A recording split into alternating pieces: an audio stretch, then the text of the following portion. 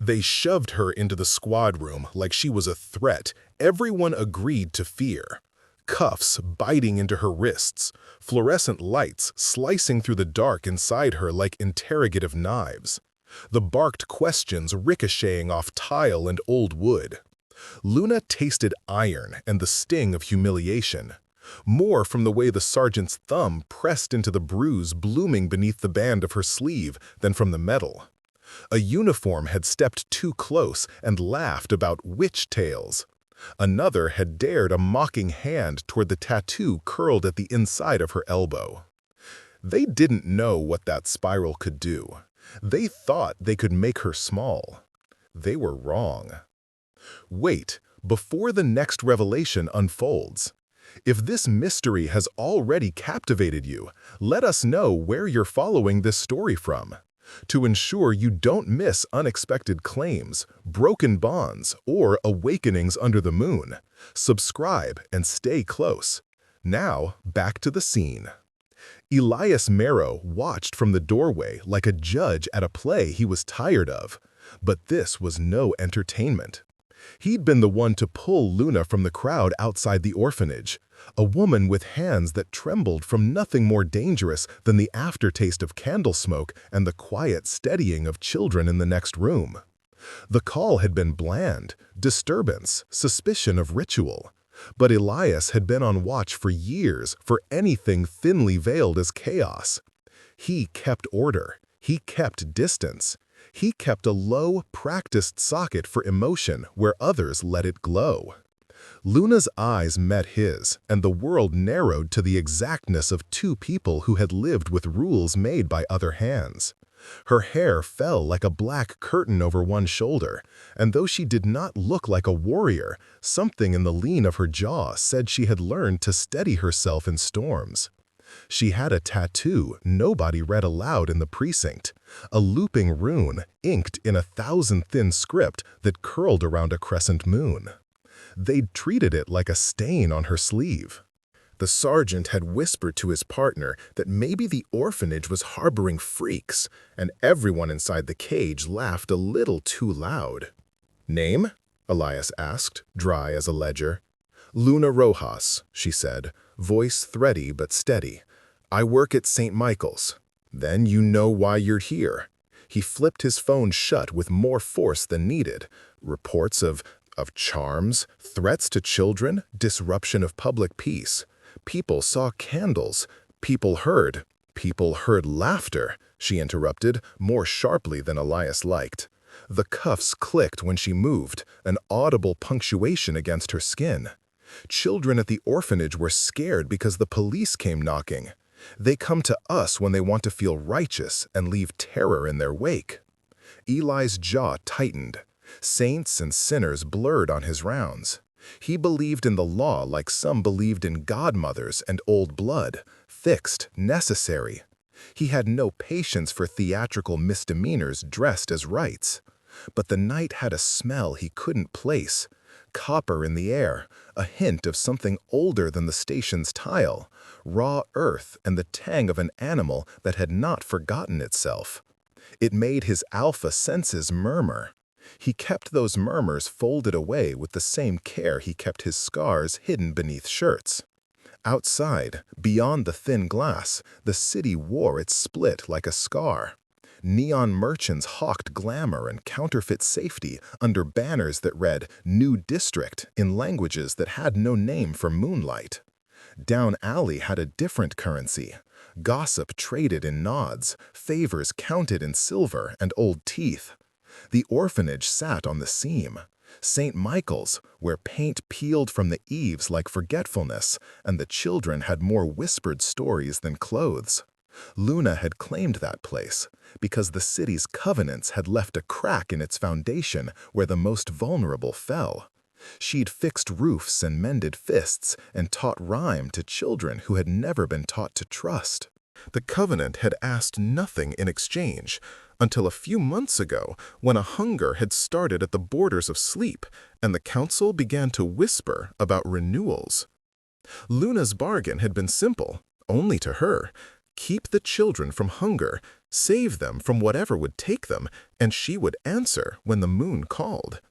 That bargain had a price, blood, written on a palm in an ancient tongue, and the knowledge that if she broke the pact, the curse would unspool like thread from a needle, and everything, every child on the orphanage's thin beds, would be claimed. She had believed she could hide it because the city believed only in what it could sign and stamp. She had been wrong.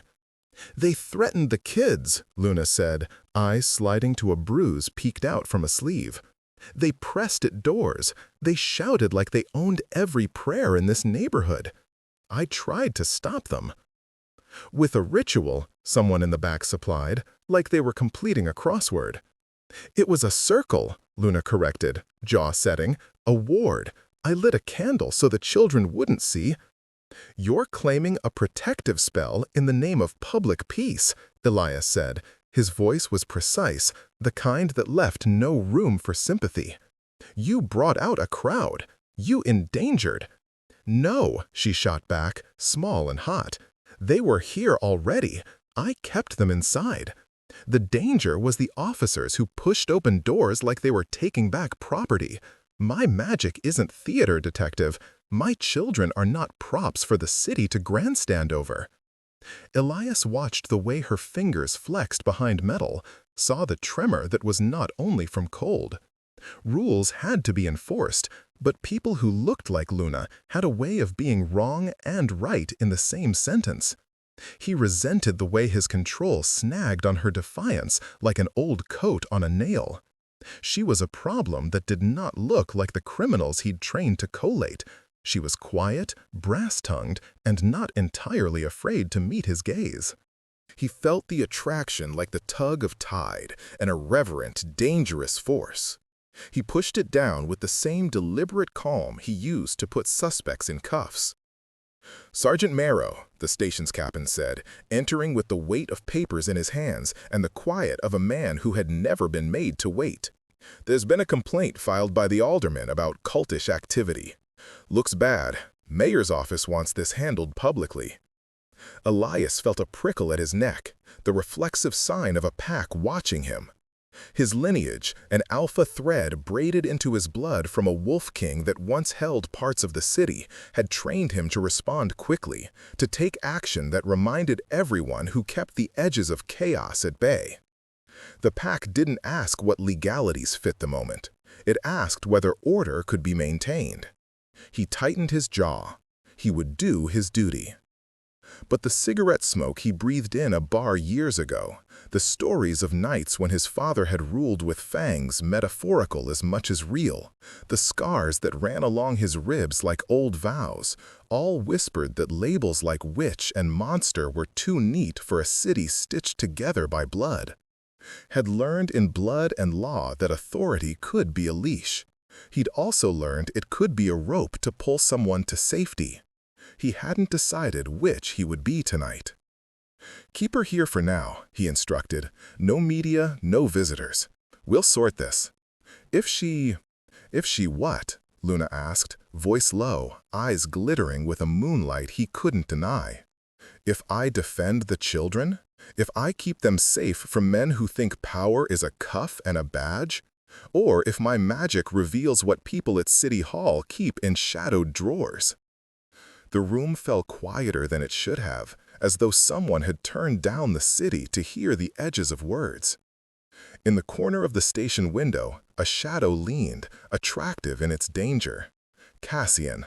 He watched without moving, his face a mask of silk and teeth. An ancient vampire with a history stitched into gold-threaded rumors, he had been the sort of ally that left signatures. He favored the city's underbelly because the underbelly kept its own counsel, and sometimes he liked to see what happened when law and the dark made contact. Tonight, he was a spectator with an agenda, watching the spark between Luna and Elias with the interest of a player about to reposition pieces on a board. Elias's discipline wrestled with the scent of power. He stepped closer, his badge a rectangle of daylight on his chest. "You are coming with me for questioning, Miss Rojas. You will not speak to the press. You will not—" "I will speak for the children," she said, sudden and bright. "If you think chains can frighten me, you're sorely mistaken." There was a crack in the air when she spoke that made the fluorescent lights buzz in a new key. Elias felt something like static in his teeth. His wolf sense prickled, hair at his neck rising as if someone had shouted his true name. For the first time in years, the taut, careful order he wrapped himself in frayed at the edges. Power was not supposed to announce itself in a precinct. Power was supposed to hide. But Luna's wasn't hiding. It slid like water around metal, revealing shapes in the city's fissures. Who benefited? Who fed? Which drawers kept documents that smelled of old blood and new bargains? Elias could either slap the cuffs tighter, keep her under the law's thumb, and let the city remain as it was, or he could listen and disrupt a network that, according to nothing but the tremor in his ribs, was not just criminal, but ancestral. No one in that room yet knew how many hands would be forced to reveal their ink when Luna breathed the truth. No one yet knew that the full moon did not wait for permission. They only knew a woman with a tattoo that nobody dared speak aloud had been pushed too far. They had provoked Luna and, in the creak of a cuff, unlatched a door that had not been opened for decades. The choice perched like a coin between Elias's fingers, to enforce or to protect.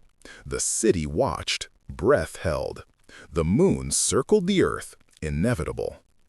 Elias's hand hovered above the cuff on Luna's wrist for a second that stretched longer than any paperwork he'd filed. The precinct clock clicked like a metronome gone mad.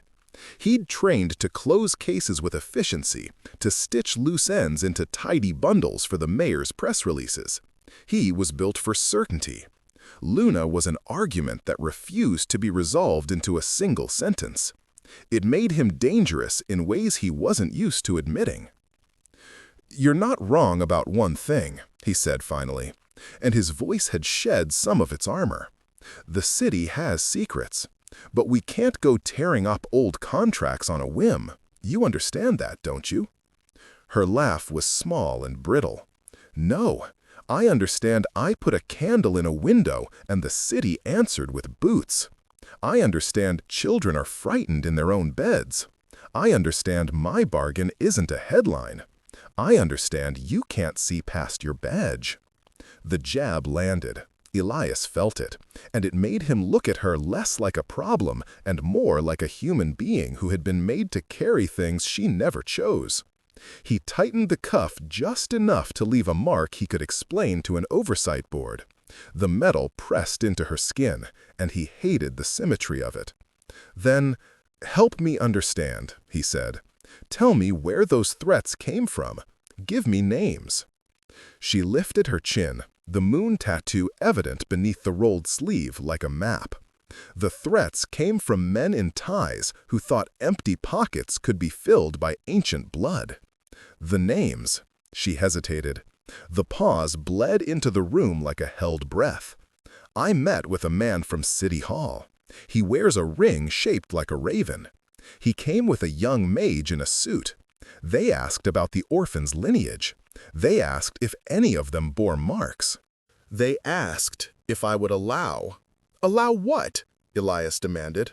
"Use," she said. "They wanted to trade protection for youth.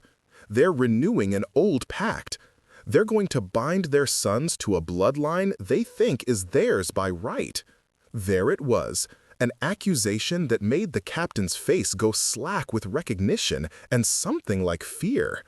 Elias felt the importance of her words like a weight settling over him.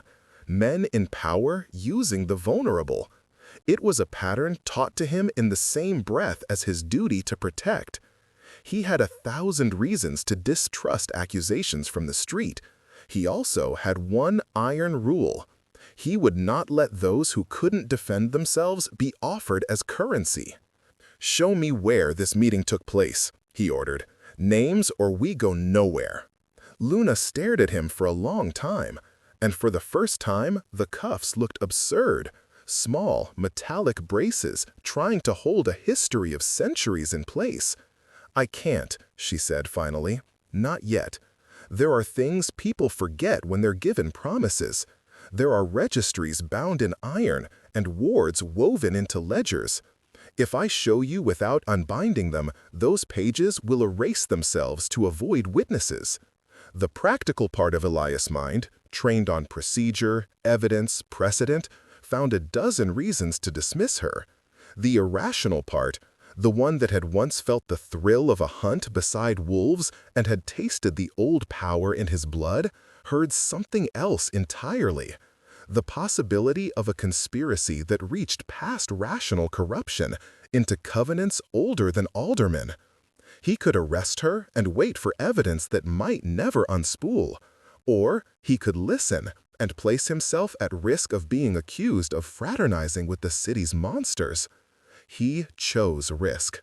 "You're coming with me," he said, not as an order, but as an offer that burned his tongue to speak. "We'll go to St. Michael's. We'll see the children. If what you're saying is true, then taking you in won't protect them. Hiding you will." Luna's shoulders dropped as if someone had removed a physical weight. Relief flickered and then was gone, replaced by something steelier. There was distrust in her eyes, understandable, necessary, but also a glint of permission to take action. "One condition," she said, "no weapons in the orphanage." Elias stared. The request wasn't ludicrous, it was tactical. Weapons at a place of sanctuary would be a provocation. He clipped his holster with a soft click and felt the gaze of every cop in the room on him. The small defiance of the act thrilled him and terrified him all at once. Authority answered to symbols, badges, guns, titles. He was unmooring himself from those symbols by setting the gun aside. "You'll be responsible for trace evidence," he said. "No tricks, no illusions." "No tricks," she promised. "Only the truth." Cassian's shadow, always the most comfortable presence in rooms where men pretended to be the only authority, moved like smoke along the wall. He smiled without showing teeth. "An exciting plan," he purred, voice silk. "How delightfully messy." Elias felt the vampire's amusement as a personal affront. Cassian represented everything Elias distrusted about the city's compromises. People who sat in velvet chairs and bartered for influence with a predator's calm. "Stay out of this," Elias said. His words were polite, but edged with warning. Cassian inclined his head. "I will, for now," he said. "But understand, if you intend to tear up the city's oldest bindings, you'll find enemies in places you never thought to check." They left the cuff marks on Luna's wrists as proof of the night's indignity, and the walk to St. Michael's was quiet in a way that made Elias aware of every sound. The scrape of boots, the distant siren, the faint laughter of children who did not know why two adults carried such solemnness. The orphanage sat like an island of chipped paint and enduring prayer flags, its windows glow-patched with forgotten light. Inside, the children shuffled with the kind of optimism only the very young have left. They believed adults were the constants and had not yet learned how easily constants could hurt. "You're late," murmured a blond boy who smelled faintly of lemon soap and honey. His name was Mateo. He was 7, and he had Luna's stubborn chin. "They're in the common room," Luna said, and she moved with a tenderness that stripped Elias to his bones. The way she folded a child's piece of blanket into a shape of a bird, the way that children leaned against her as if she had been carved from home, these were acts of power as potent as any charm. Elias watched, and something in him, a protector old as a pack's oath, rented itself open. He took in the faces. A girl with a scar like a crescent moon nicked into her eyebrow. 2 boys who never stopped whispering. a toddler who was more bravado than caution. These were the mouths of the city, small, hungry, desperate to be noticed. Elias felt a tightening of promise under his sternum. He could not come here as an enforcer with a file and a threat. The badge on his chest made promises of safety. The city had not always kept them. Tonight, he would be judged by what he did, not by the papers in his pocket. "Who's the alderman you spoke of?" Elias asked quietly, keeping his voice low with prayer and threat in equal measure. Luna folded her hands and looked up as if her memory were a book that could be opened page by patient page. "Alderman Raleb. He holds sway on the West Bank and fingers the city's coffers like a man with too many wishes. He hosts dinners with men who collect other people's histories. They speak of lineage the way others speak of private real estate." "Raleb," Elias repeated. The name slid around inside his mouth, rusty with meaning. He'd crossed desks with Raleb's lobbyists before. Raleb had a way of getting things done without leaving fingerprints. If Luna's claim carried any weight, it meant a whisper had become a plan. "Who's the alderman you spoke of?" Elias asked quietly, keeping his voice low with prayer and threat in equal measure. Luna folded her hands and looked up as if her memory were a book that could be opened page by patient page. "Alderman Raleb. He holds sway on the West Bank and fingers the city's coffers like a man with too many wishes.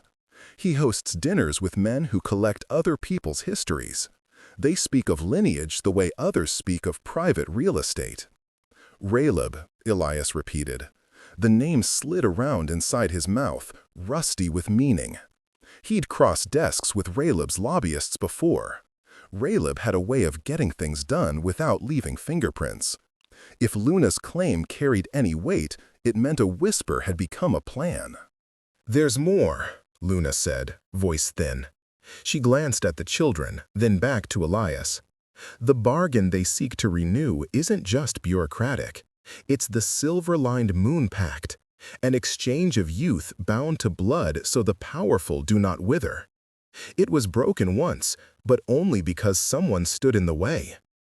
If it's renewed, they'll bind themselves to children who can't consent. They'll make heirs of the orphaned." The room tasted metallic when she said bind.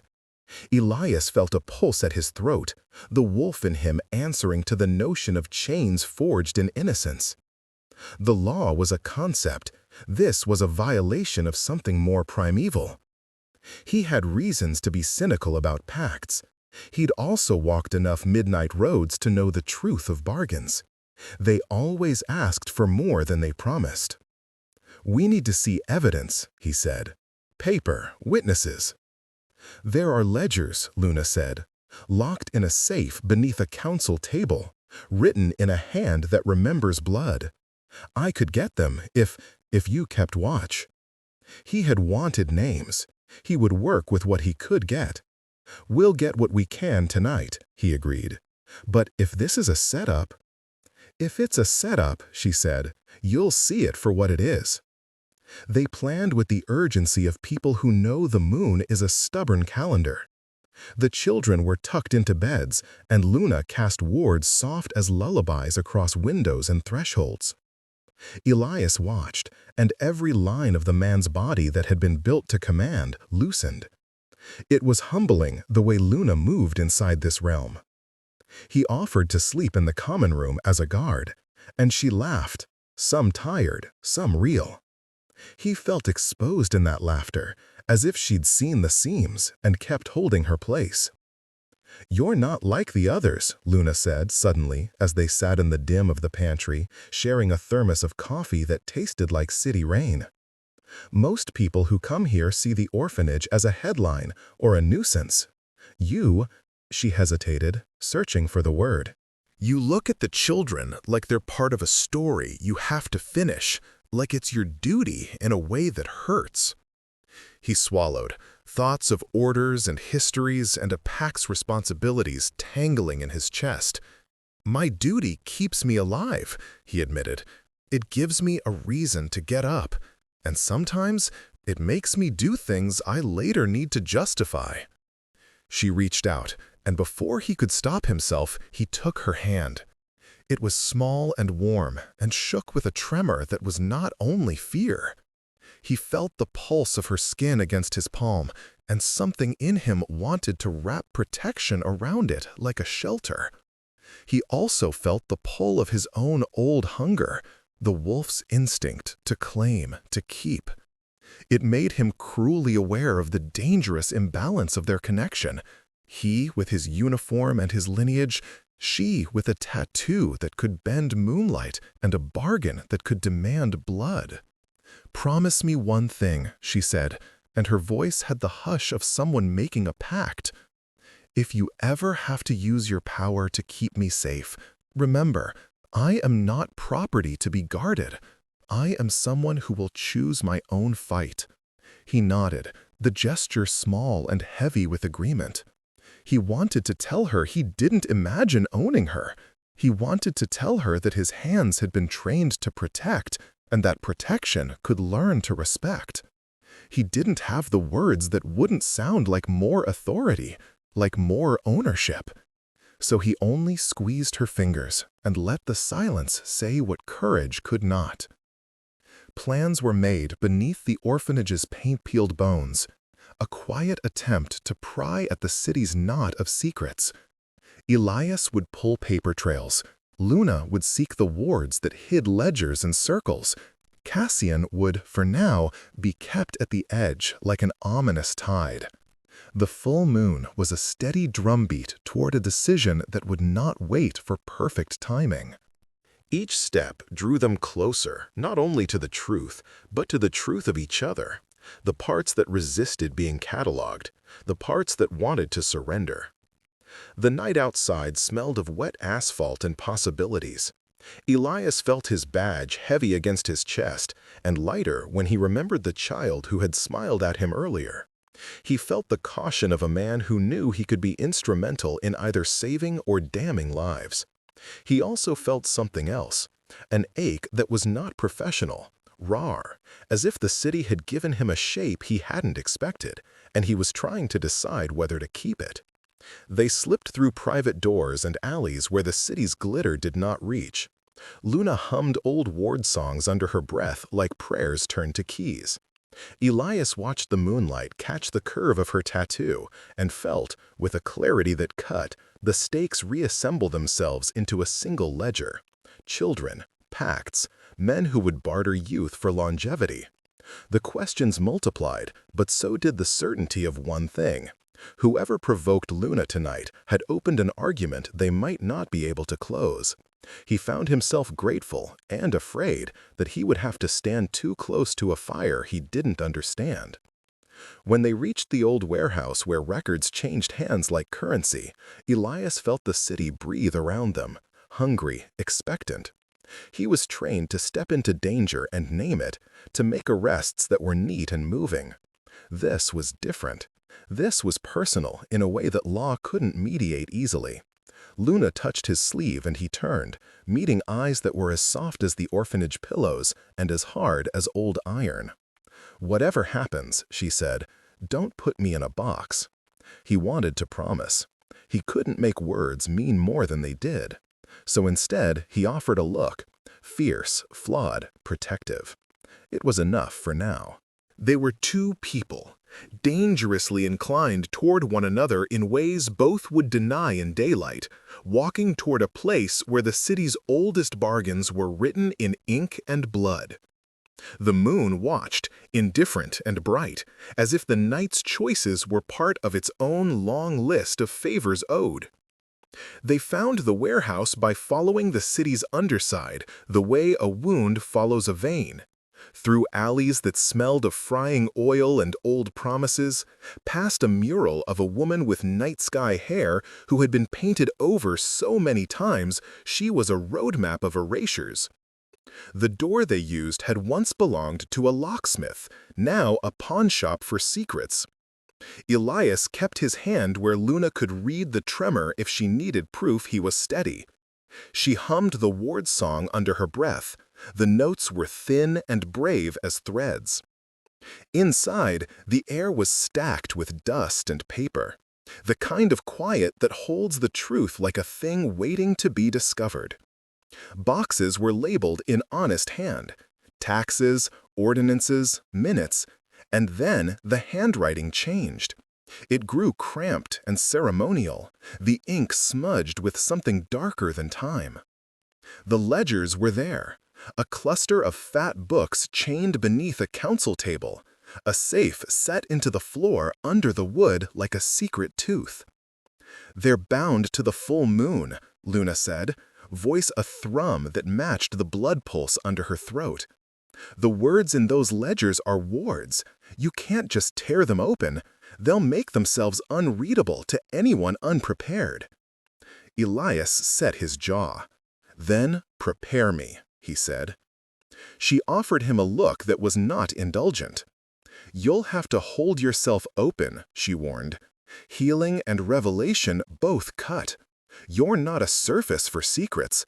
You're the blade through which many will be bled." He imagined telling her he knew how to handle knives, that his past had taught him to keep still while blood answered to moon and teeth. Instead, he told her, "I can hold the truth. Tell me what to do." She knelt by the safe and traced the rune on the floor.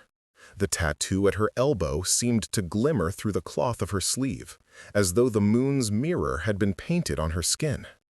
She laid both hands flat on the lid and whispered an old name that made Elias's scalp prickle like rain before thunder. The safe sighed, mechanics yielding to a song that didn't belong to gears, and the lock rolled open as if relieved of a weight. Inside were pages that smelled of cellar and enforced vows. Names were written with the neat cruelty of accountants: Raleb, alderman, followed by annotations in margins that were not for accountants. Phrases like lineage secured, bind at crescent, first sons to be marked. There were also photographs, children posed like innocents in a ledger meant for predators. The ink made a pattern on Elias's skin he could not unread. "This is it," he said, breath scraping. "This is what we need." Luna's fingers hovered over the pages and then drew back. Her face had gone thin, with an ache Elias felt like a physical knock. "If we take them as evidence, they will seal. If we copy them, the wards will taste the new paper and heal themselves until they're unreadable. The ledgers were made to survive inquisitors by erasing themselves from memory when touched by hands intent on exposure." Elias looked at her in the cold light of the warehouse, and the idea of losing proof because some old covenant wanted secrecy struck him like a fresh injury. "Then we document. I take photos, we bring them to a neutral witness." "No," she said. "A neutral witness is a phrase that belongs to people who believe in neutrality. There is no neutral when it comes to a blood pact. Cassian's friends." She stopped. The name a shard she spat from her mouth as if it burned. Elias felt the air unspool for a heartbeat. He had assumed Cassian was peripheral, a velvet-voiced danger who liked to watch. He had not expected the vampire's influence to press so thoroughly into the city's ledgers. "Cassian is connected to everyone," he said low, more anger than surprise in the voice. "He's had a hand in this city's undercurrent long before I ever joined the force." "And he's not impartial," Luna finished. "If we bring this to anyone who still answers to him, he'll ensure the wards loop back upon us. He'll frame our movement as criminal, and they will arrest the one who protects rather than the men who would offer children like currency." Elias should have felt strategic. He should have felt the thrill of a plan, of using evidence as a wedge to pry the city open. Instead, he felt the heavy, corrosive certainty that their options were knots, not tools. The moon outside the warehouse made the dust in the sunlight silver and blamed no one. It simply watched. "We make copies," Elias said, the word brittle. "We remove the originals. We destroy what must be destroyed to save the children." Luna's mouth tightened. You are proposing arson of a covenant. Those ledgers are anchored to rituals. Distract or sever the wrong thread, and you will trigger safeguards that don't care about intent. Men will wake blind. Children will disappear. The pact will respond by feeding to reassert its terms. He hadn't anticipated the ledger's defense would rise like a creature. He had expected lawyers and press and the slow, grinding machine of courts. He had not expected counters of magic and the kind of vicious maternal cunning that had written those pages. It complicated his neat plot. It made his badge feel thin as paper. "Then what do you suggest?" Elias demanded, because he had to say something that wasn't pathetically small. She shut the book gently. "We need a witness who knows how to read the wards without activating them. Someone outside of City Hall's reach who owes no man allegiance saved by blood." Cassian's voice curled in the doorway like smoke. "May I suggest?" Elias turned, hand ghosting to the holster he had chosen to leave empty in a child's sanctuary. Cassian leaned against the frame, eyes like polished onyx. The vampire's presence swallowed heat and left a calculated chill. "That there are always options," Cassian said, smile predatory and amused. "And I do so enjoy arrangements." "You promised to stay out of this," Elias said, and the hotter edge in his voice was not all for the vampire. There was something else lodged in his throat, an old memory of a handshake, a promise to silence in exchange for power. He tamped it down with a man's practiced discipline. Cassian bowed his head with mock deference and produced a small envelope. It slid across the floor like a confession. "I have friends," he said. "Not the men who wipe ledgers, but a woman who collects truths for a price. She will read wards. She will translate. The cost is small, just a favor owed later." Luna looked at the envelope, then at Elias. Trust did not sit easily inside the warehouse air. "And who would that woman harm?" she asked. "Who will she sell what she learns to?" Cassian's smile did not crack. "She keeps secrets, but she keeps them only as long as it suits her ledger." Elias's pulse beat loud in his ears. For a man who withheld emotion like a badge of honor, the idea of owing favors tasted like betrayal. He knew favors traded in velvet were the currency of men like Raleb, and he had no enthusiasm for binding himself to another ledger. Yet the ledger stared up at him now, fragile as an infant and stubborn as a curse. He had to choose. "Bring her," he said finally, "but on one condition. She owes me nothing when this is done. No favors, no strings that leave the children vulnerable." Cassian inclined his head as if accepting terms offered out of weakness. "Of course." They waited. The city outside the warehouse pressed its breaths through the cracks, patient as predators. When the woman arrived, wrapped in a shawl of night and smelling faintly of safe-lawn thyme, Elias watched Luna unfasten and refasten her wrists until the cuffs left raw tracks. The woman, called Mara, she said, in a tone that kept secrets folded, knelt and touched the pages with the reverence of someone reading a prayer in a language that had teeth. She hummed something under her breath and then spoke the ledger's wards aloud, translating not into facts, but into avenues they could walk without triggering the ledger's defenses. The relief was immediate and terrible. The words Mara spoke made the ink on the page shimmer, no longer defensive but conversational. "These bindings can be unstitched," Mara said, "but be warned. Pacts like these bind not only names, but intentions.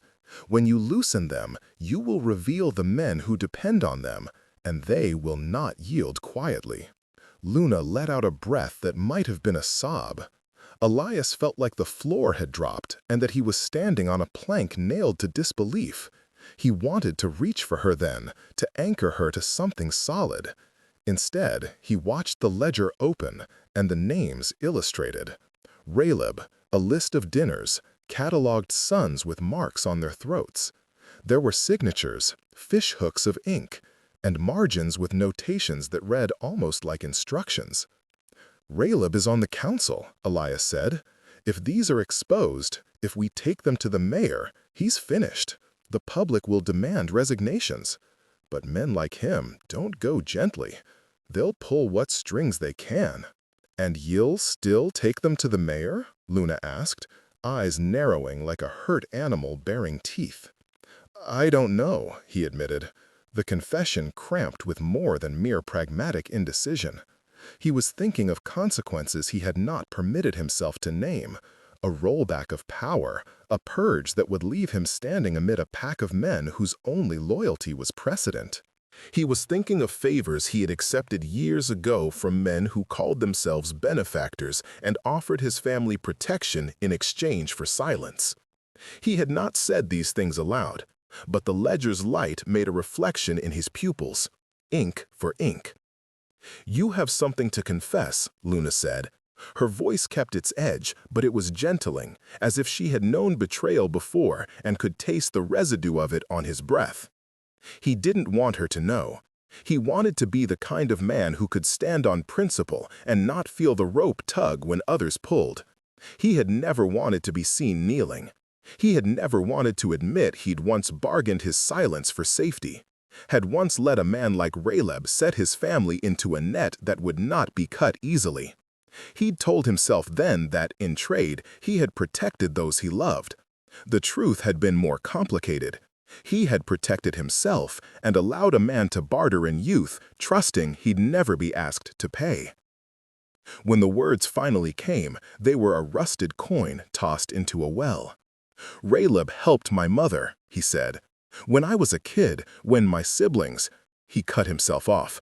The memory tasted like iron. "He gave us a roof. In return, I signed things I didn't fully read. I thought I was doing what needed to be done." Luna's expression went cold in a way that made the warehouse feel suddenly smaller. "You signed something with a man who trades in children?" Her voice was paper-cut sharp. "You took shelter from a man who would put kids on a ledger?"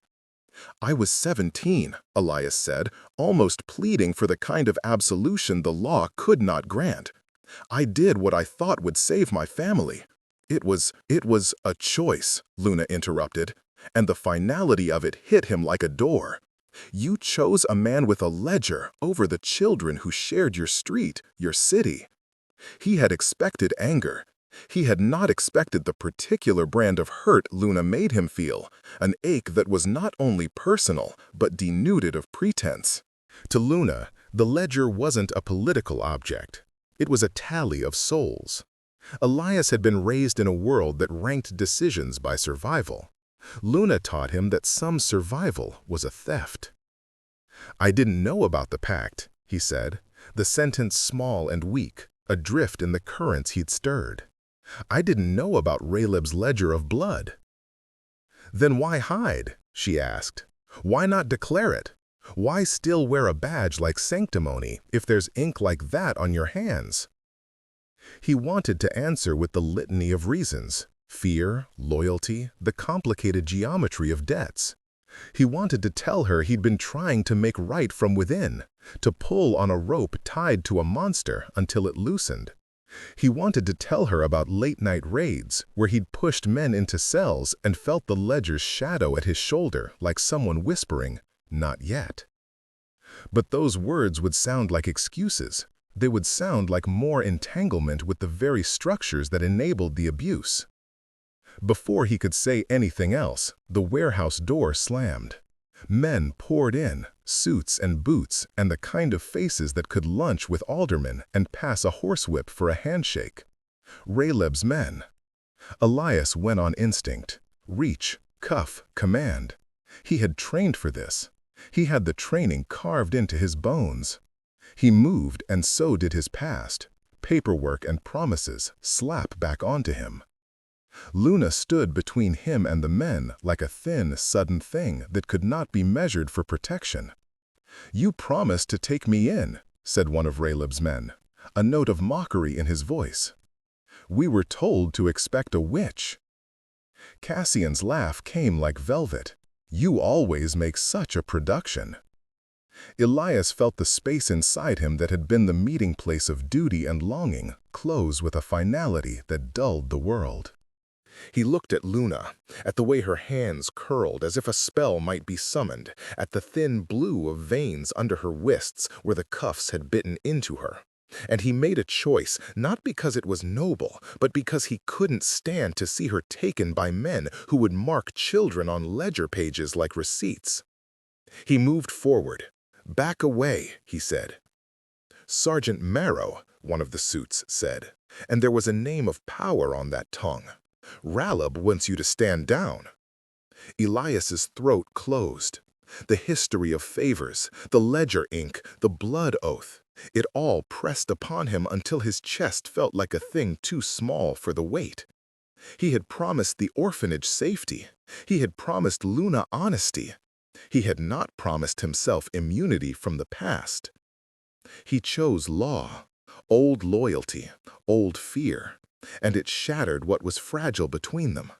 He raised his hands, not in surrender, but to place them on the ledgers, to protect the very paper for which others would pay in people.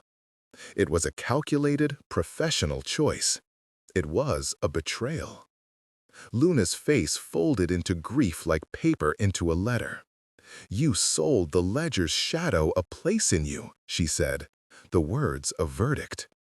"I trusted you." The men grabbed her. One cuffed her hands with a practiced motion, and somewhere in the warehouse the wards hissed like a thing that had been disturbed. Cassian's smile widened with the knowledge that chessboards were now in motion and pawns were being moved. Elias did not knock them away.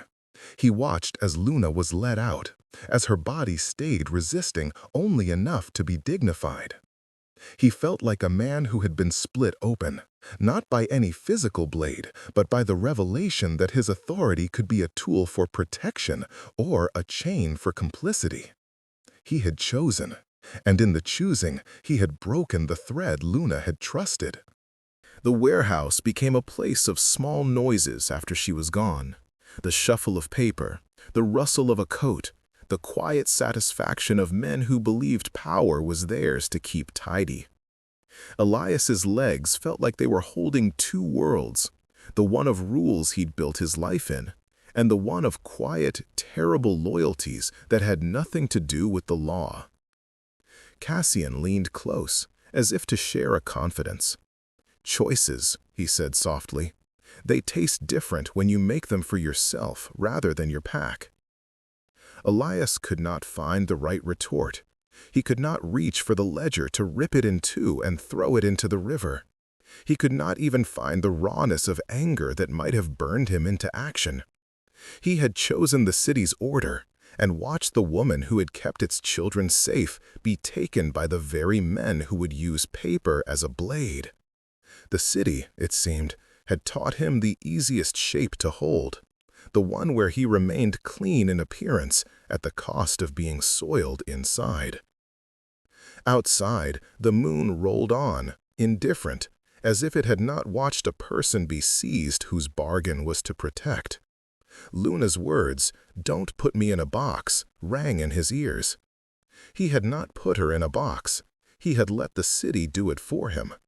And now, as the warehouse emptied into the night, the fracture between them widened until it was not a wound that could be cauterized by apologies or attorney general hearings. He had been chosen by duty to be a gatekeeper. Tonight, he realized that being a gatekeeper sometimes meant holding the lock closed on the very people who needed escape. The realization ripped something open in him, less like a wound and more like the recognition of a chain he had not noticed because it fit his wrist like tradition. He stood alone for a long while, watching the ledgers closed and carried away, watching the men in suits move like a tide back into the city that paid them for silence. The warehouse's dust settled like judgment. In the distance, Luna's voice, vocal, tiny, rose once in a cry that was more declaration than plea. Elias felt it through his bones, a demand for truth, a rebuke, a promise of return. He had protected paper.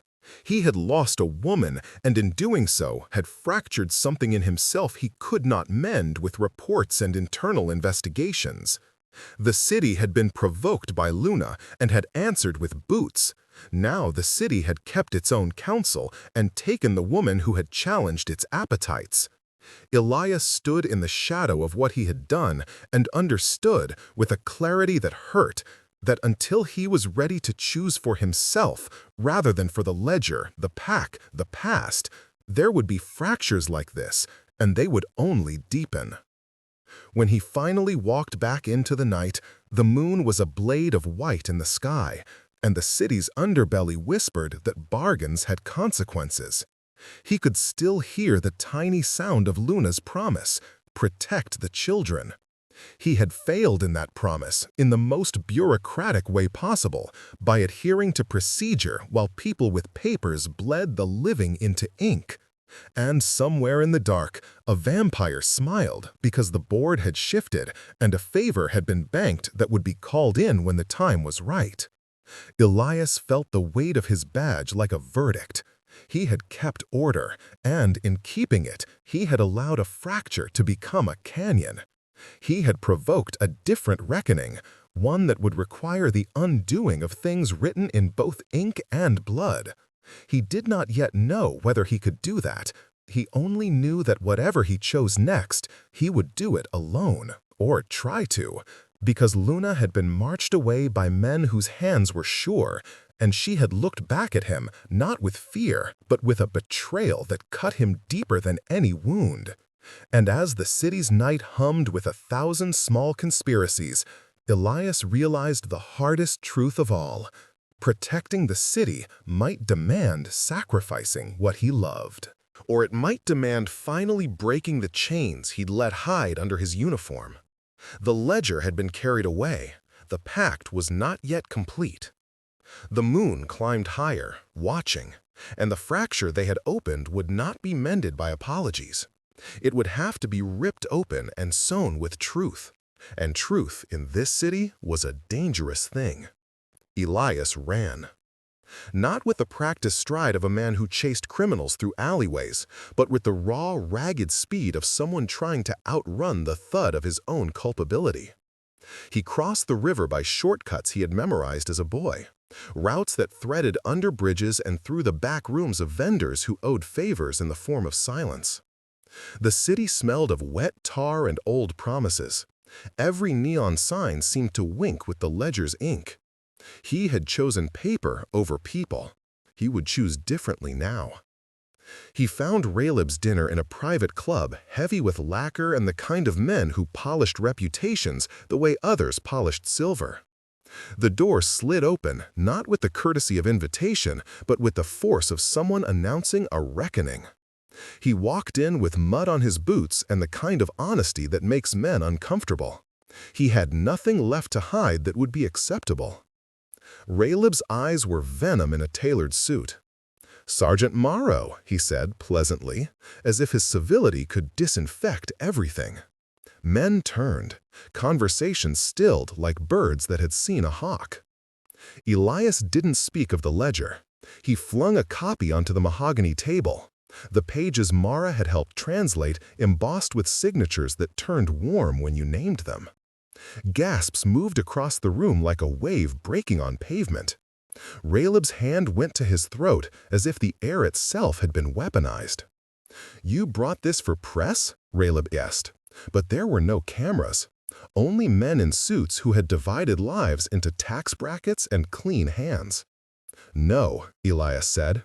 "I brought this so you can see your names. You'll answer in the light, not with phone calls, not with favors traded in the dark." Raleb laughed, a sound too small for the room. "You think you can dismantle what generations built with a show of outrage?" If Elias had remained the man of procedure, he would have called for backup, filed complaints, let committees chew on the bone of scandal while children were bound in basements somewhere. Instead, he stripped the badge from his chest and let it fall on the table like a declaration. The clang echoed louder than he expected. Silence swallowed the club. "You give me a badge," Raleb said slowly. "You give yourself to me." Elias set his jaw. He had been trained to hide the wolf in polite conversation. The thing beneath his ribs answered to a different law. He slid his hands into the sleeves and, with a breath that tasted like river water and thunder, let something older rise. The change was not monstrous in the way legends promised. It was animal and grieving, a body remembering its pack, a lineage that had promised protection in exchange for stewardship. He let the wolf sense unfurl and aimed it like a lens at the hearts in the room. Men who had slept with conscience carefully tucked away shifted in their chairs. Some squirmed, others paled. Raleb's composure thinned. "I will take their binding," Elias said. "I will take the debt Raleb's men would foist on children. I will bear the mark instead of a dozen innocents." The room laughed at the theatricality, until Elias's eyes, no longer wholly human, held the single, terrible clarity of promise. He was not offering martyrdom to seek applause. He was offering himself to untether a ledger written in other people's blood. To take on a pact meant suffering the moon's demand. It meant living with hunger that blood-lined bone, and learning to survive the centuries of cost. It was a sacrifice no repentance could grant, except him. He would bind his name to the ledger, anchor the pact to one man who chose it willingly and could be watched. In exchange, the orphans would be free. Luna burst through the doorway then, dragged in by two of Raleb's men who had meant to parade her like a guilty exhibit. The sight of her with a bruise blooming across her cheek made something in Elias brittle and then incandescent. She spat out a word, an obscenity at best, and met his gaze with an expression that was not relief or accusation, but the raw, aching relief of someone being seen. "You can't," she began, voice raw. "I can," he said, "and I will." "No," she said again, fiercer. "You are not to be given to contracts like a pawn." He smiled, a soft thing that was more apology than triumph. "I was the man who let you be taken because I chose paper. This is the way I fix it. I will not be the guardian who protects his own comfort." Cassian emerged from shadow, impeccable and amused. For a moment, the vampire's interest looked like a coin flipped in moonlight. Curiosity mostly, then calculation. "Bold," he murmured, "dramatic. Of course, such bonds require witnesses and signatures." Elias reached for Luna's hands, cuffed wrists and all. Her skin was warm as a candle flame. "Please," he said, blunt as steel, "if I am to take this, I need you to unmake it. You know the wards. We bind this with choice, not with hunger. Help me anchor it so it cannot be abused." Luna's laugh was a broken bell. "You ask me to help you take a fate you wouldn't wish on anyone." "Then help me do it right," he said. "Teach me to be bound with consent, with safeguards. Teach me to be the kind of custodian that doesn't become what it protects against." Her eyes searched his, the uniform gone from his chest, the wolf in his bones, the man who'd failed and now offered everything to atone. And something that had been brittle and raw shifted. She reached up and touched his cheek, fingers tracing a scar he hadn't known she had mapped. There were no words in that touch that could cover the ledger stain, only the start of an alliance that seared and might, in time, heal. "Then we do it together," she said. We make of your sacrifice a covenant that cannot be turned into a ledger for men like Raleb." They built the circle in the club's back room while Raleb's men watched with the polite fury of predators denied their meal. Luna chanted in a thin voice that found iron and softened it. Cassian hummed counter-melodies that were not entirely malicious. Elias knelt in the center and offered his blood freely, a red, honest thing. He did not scream when the pact took. How could he? He had expected pain. Instead, there was an opening, a permission to be bound to responsibility rather than ownership. The moonlight caught the tattoo on Luna's arm and reflected in Elias's pupils like twin moons. When the final verse was spoken, the mark bloomed on Elias's wrist, not the cruel tally of the ledger, but a chain woven with words of consent, protection, and watchfulness. It felt like cold iron and like a promise, both heavy and right. Luna pressed her forehead to his. The crowd of men around them faltered at the intimacy of the act. Two people trading more than vows, trading redemption for a salvageable future. He could have sworn that even Raleb's composure cracked for a second, as if seeing a man willingly take a burden he had intended for children was a mirror too accusing to bear. "You could have run," Luna whispered. "I would have haunted your nights," he said, and then he kissed her, a careful, desperate thing that tasted of coffee and river mud and the metallic tang of new commitments. It was apology and thank you and pledge all at once. By morning, the ledger's teeth had been dulled in the club's safest room by witnesses who could not be bought, journalists on the brink of retirement, a judge with a temper for injustice, and a pack of wolves who remembered the old law of protection. Raleb would not fall quietly, but the ledger had a custodian now who would answer to the moon and to the orphanage. Elias had traded a badge for a binding that could be audited by those he trusted. He had given himself to a sacrifice that was not spectacle but safeguard. Luna walked out of the club beside him with small steps that belonged to someone who had risked everything and survived. She did not move as if she owed him anything because she did not. He owed her everything. She was no longer the woman they'd provoked. She was an architect of a new covenant. And by the way she held his hand when reporters surged, and by the way she looked at him with something like tender exasperation, he knew their fracture would scar rather than fester. The city watched as decisions shifted. Men in suits learned that ledgers could be countered. Cassian disappeared into the dusk, the favor he'd banked glittering like a coin to be spent later.